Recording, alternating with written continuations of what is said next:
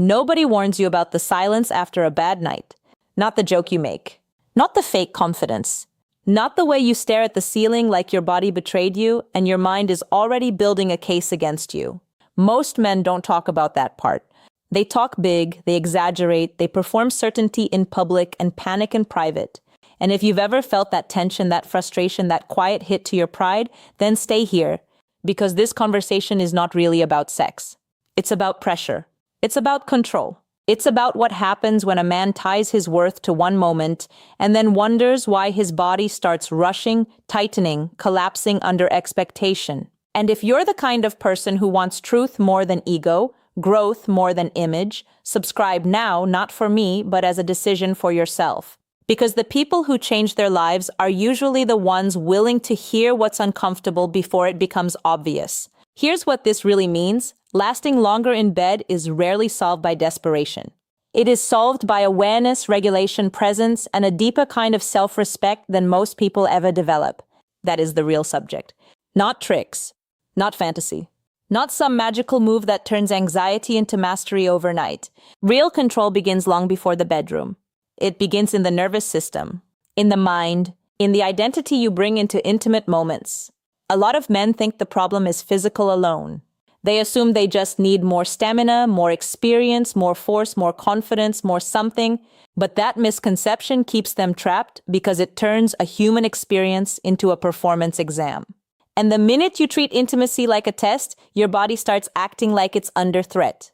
That tightness you feel, that rush, that inability to settle into the moment, that's not just excitement. That's tension. That's overload. That's your system speeding up because part of you is afraid of losing control, and the fear of losing control becomes the reason you lose it. Hard truth, the more desperately you try to prove yourself in bed, the less control you usually have. Because desperation is acceleration. It pushes everything forward. Your breathing gets shallow. Your thoughts get louder. Your awareness gets narrower. You stop feeling the whole experience and start fixating on the finish line. And the second that happens, you're no longer present. You're chasing, you're bracing, you're trying to outrun your own body. That's avoidance. And avoidance has a cost. The cost is not just one disappointing experience. The real cost is what it slowly teaches you to believe about yourself. Maybe you start dreading intimacy. Maybe you begin overthinking before anything even starts. Maybe you become dependent on distraction instead of connection. Maybe you withdraw emotionally because it feels safer than being seen. Maybe you act casual about something that is quietly damaging your confidence. That's how small frustrations turn into identity wounds. You see it happen all the time. A man has one bad experience, then another, then a few moments he can't explain, and instead of getting curious, he gets harsh. He labels himself. He panics. He searches for some instant fix. He starts living from reaction. And reaction is a terrible teacher, because the body learns what you repeat. If every intimate experience becomes linked to pressure, your system remembers pressure. If every moment becomes linked to fear, your system remembers fear. If every attempt begins with, "I better not mess this up," then your body hears danger. And danger makes people rush. So the shift begins here. Stop treating lasting longer like a battle against your body and start treating it like a relationship with your body. That sounds simple until you realize how many men have never built that relationship. They've lived in their heads. They've been trained to dominate, suppress, override, perform. But control is not domination. Real control is cooperation. It is being able to notice what is happening inside you without panicking about it. It is recognizing your arousal rising and staying calm enough to guide it instead of getting dragged by it. Think about any area of life where people have true mastery. A fighter with real composure does not waste energy flailing. A musician with real command does not attack every note the same way. A good leader does not scream at every problem. They regulate. They pace. They sense. They adjust. The discipline is subtle. The power is quiet. That same principle applies here. The man who lasts longer is often not the man trying hardest to impress. He is the man who can stay relaxed under intensity. The man who does not confuse urgency with passion. The man who knows that slowing down is not weakness. It is command. There's a certain kind of grounded man you've probably met before, even if only briefly. He's not dramatic. He doesn't need to dominate every room. He doesn't perform masculinity like a street show. He listens when people speak. He keeps his word. He is physically present but not tense, confident but not loud. He does not panic when something imperfect happens. He doesn't build his entire identity around appearing flawless.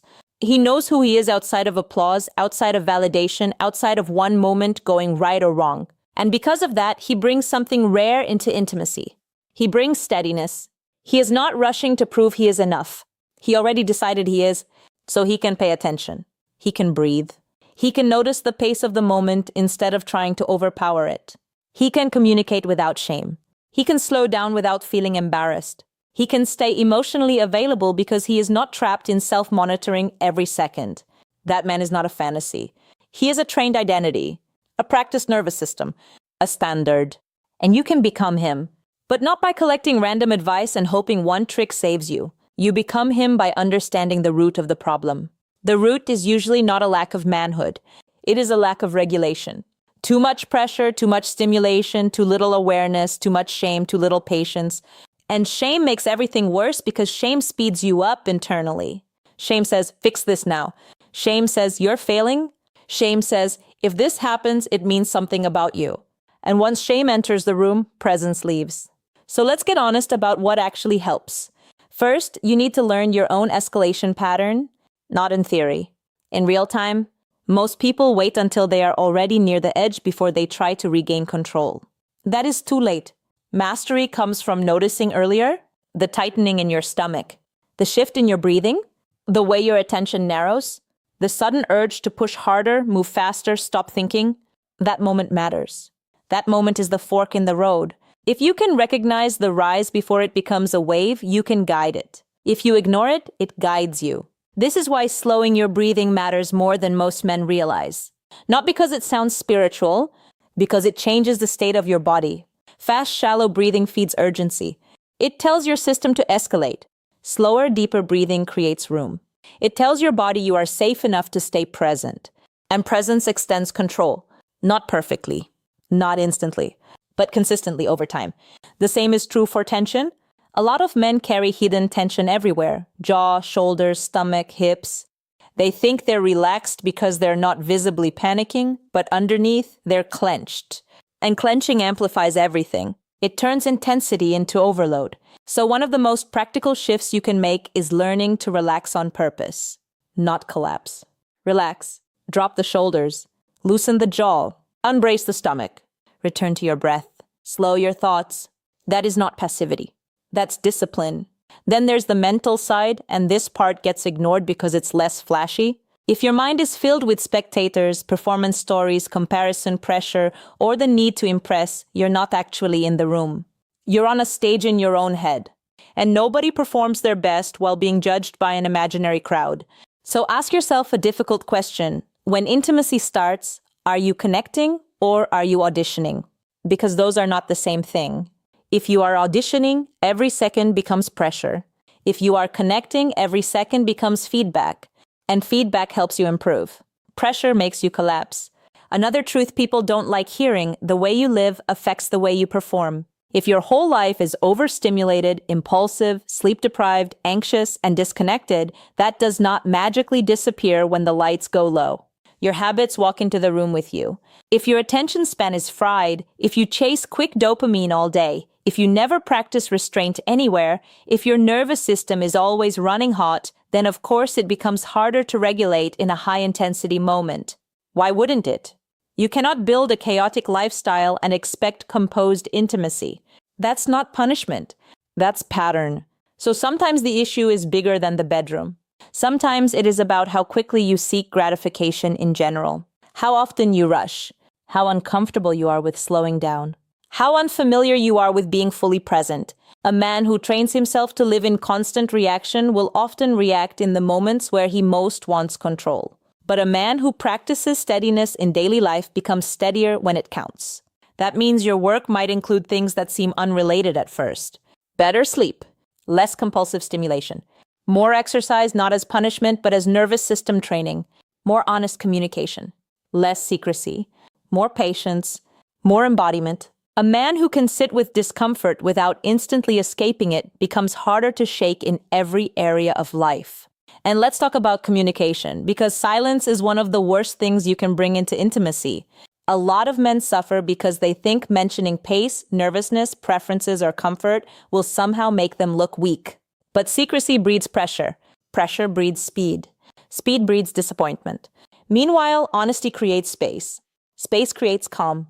Calm creates control. It is powerful to be able to say without shame, I want to slow down. It is powerful to be able to stay connected instead of pretending everything is effortless. That kind of honesty is not awkward when it comes from self-respect. It is mature.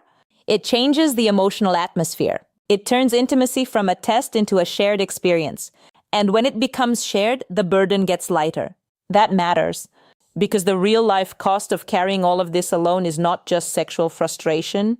It's emotional isolation. It's the quiet belief that you have to handle everything privately or else your image cracks. But image is a prison if it keeps you from growth.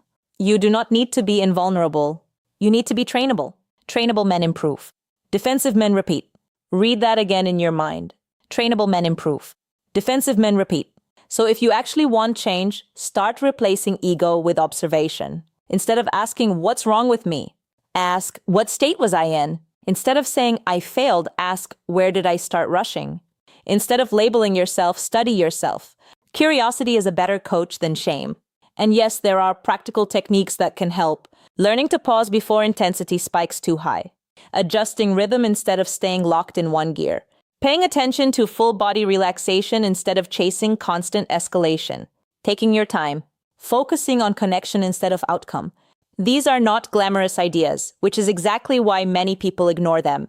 But boring truths build real results. Drama sells. Discipline works. The problem is, many people want the result without the reconditioning. They want one secret that cancels years of conditioning. They want instant mastery while still living in panic. That's not how this works. You are not looking for a gimmick. You are building a new relationship with arousal, pressure, and control. That takes repetition. That takes patience. That takes the willingness to improve without turning every setback into a crisis. And setbacks will happen. You need to hear that clearly. There will be nights when you feel off. There will be moments that do not go how you imagined. There will be times when progress feels uneven. That does not mean nothing is changing. It means you are human. The mature response is not to spiral. The mature response is to stay steady, learn, adjust, continue. A setback is data. Panic turns it into destiny. Don't do that to yourself. There's another angle to this that almost nobody says out loud. Some men are not struggling because they lack desire. They are struggling because they are disconnected from themselves. They are trying to use intensity to feel powerful, but what they actually need is presence. They are trying to prove worth through performance, but what they actually need is self-worth that exists before performance. They are trying to force confidence in one arena while neglecting the foundations of confidence everywhere else. Real confidence is coherent. It travels with you. It shows up in how you speak, how you handle stress, how you respond to mistakes, how you recover when something doesn't go your way, how honestly you face yourself. So if you want to last longer in bed, yes, work on the immediate mechanics of breath, pacing, awareness, relaxation, and communication. But also look deeper. Are you generally rushed? Are you compulsive? Are you easily thrown off? Do you avoid discomfort? Do you secretly believe one intimate moment has the power to define your worth? Because if that belief is operating underneath everything else, it will keep creating pressure no matter what technique you try. And that belief is a lie. One moment does not define you. One experience does not expose your ceiling. One setback does not cancel your masculinity, your value, or your potential. But how you respond does matter. If you respond with avoidance, you strengthen fear. If you respond with self-hatred, you strengthen shame. If you respond with curiosity, patience, and practice, you strengthen command. That's the fork in the road. Picture two men leaving the same frustrating experience. One goes home angry, ashamed, looking for instant fixes, blaming himself, maybe blaming everything except the pressure living inside him. He tries to outrun the discomfort. He learns nothing. The other goes home honest. He admits what happened without dramatizing it. He reflects. He notices where he tensed, where he rushed, where his mind left the room. He decides to train instead of panic. Months later, those two men live in different worlds, even though they started at the same place. Why? Because one chose ego and the other chose growth. That choice is available to you too. And growth here is deeply practical. It might mean taking the pressure off the goal and learning to stay calmer in the build-up. It might mean getting used to slowing down instead of treating slower pace like failure. It might mean practicing breathing until it becomes automatic under pressure. It might mean reducing overstimulation in your daily life so your body is not constantly trained for intensity. It might mean having a more honest conversation instead of performing silence. It might mean speaking to a qualified medical professional if this is persistent, distressing, or connected to pain, medication, or broader health concerns. There is strength in getting real support. A grown man uses the tools that help him improve. The deeper point is this: control is not just about duration. It is about relationship to the moment. If your only goal is to last longer, you can still miss the entire experience. You can still be absent. You can still be trapped in your own head. But if your goal becomes steadiness, connection, self-command, and presence, duration often improves as a consequence of the deeper work. That is the perspective shift. Stop obsessing over lasting longer as a way to prove something. Start developing the kind of mind and body that do not panic under intimacy. That shift changes everything. Because when you stop treating sex like a courtroom where your worth is on trial, your body has a chance to stop defending itself. When you stop rushing to validate yourself, your pace becomes more natural. When you stop worshiping intensity, you start discovering control. When you stop hiding, you start learning.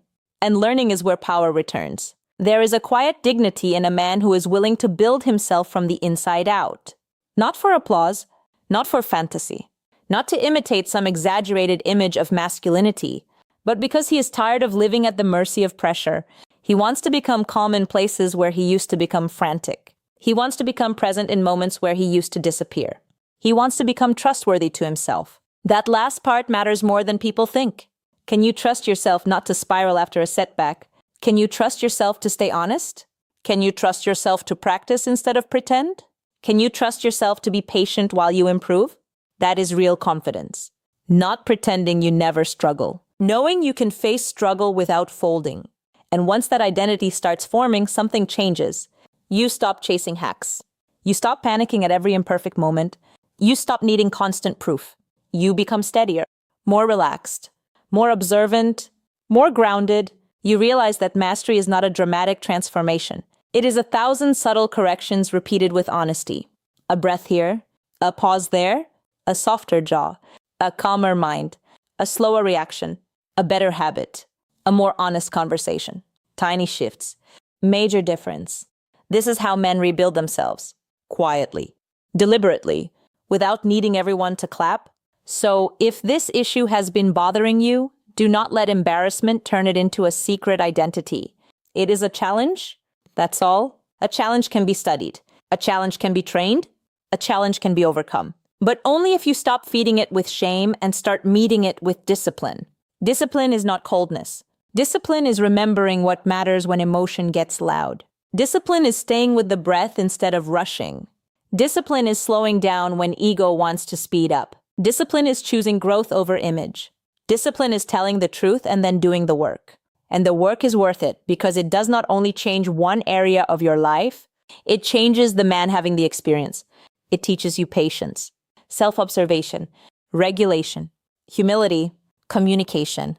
All of that carries outward into your relationships, your stress, your decisions, your presence in the world. A man who can regulate himself under pressure becomes more dangerous to chaos and more useful to the people he loves. That's what this is really about. Not proving you are a man, becoming one in a deeper way. So let this be the moment you stop making this personal in the wrong way. Stop turning a fixable struggle into a verdict on your value. Stop treating pressure like destiny. Stop confusing speed with passion, panic with intensity, silence with strength. None of that will lead you where you want to go. Choose a better path. Study yourself without cruelty. Breathe before you rush. Relax before you force. Connect before you perform. Train before you judge. Get support if you need it. And keep going. Because you are not stuck with your current patterns. You are responsible for them, yes. But responsibility is good news. Responsibility means your future is still in your hands. That's your identity reset. You are not the man defined by one night, one fear, one pattern, one moment of frustration. You are the man who can learn, the man who can regulate, the man who can rebuild, the man who can bring calm where there used to be pressure, the man who can choose presence over panic, the man who can grow on purpose. Carry that with you. And if that's the kind of life you want, one built on clarity, discipline, self-respect, and real growth, subscribe and stay close. Because this is not about empty motivation. It's about becoming someone solid enough to trust when life gets intense.